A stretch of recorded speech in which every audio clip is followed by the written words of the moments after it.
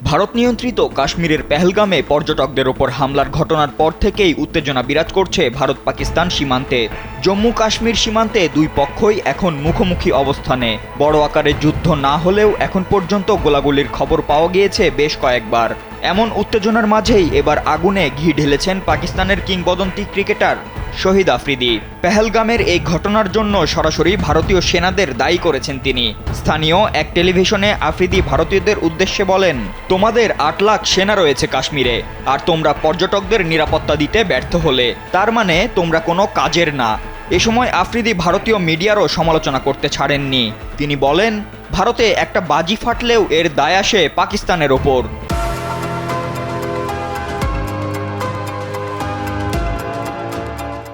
অবাক হই এটা ভেবে যে পেহেলগাঁওয়ে হামলার ১ ঘন্টা পরেই ভারতীয় গণমাধ্যম বলিউডে পরিণত হয়। আল্লাহর ওয়াস্তে সবকিছুকে বলিউড বানিয়ে ফেলো না। পরে আফ্রিদি ভারতীয় ক্রিকেটারদের পাকিস্তানে খেলতে না যাওয়া নিয়েও প্রশ্ন তোলেন। তিনি বলেন, পাকিস্তান যখন ভারতে ১৯৯৯ সালে সিরিজ খেলতে গিয়েছিল তখন বেঙ্গালুরুতে তাদের ওপর হামলা হয়েছিল।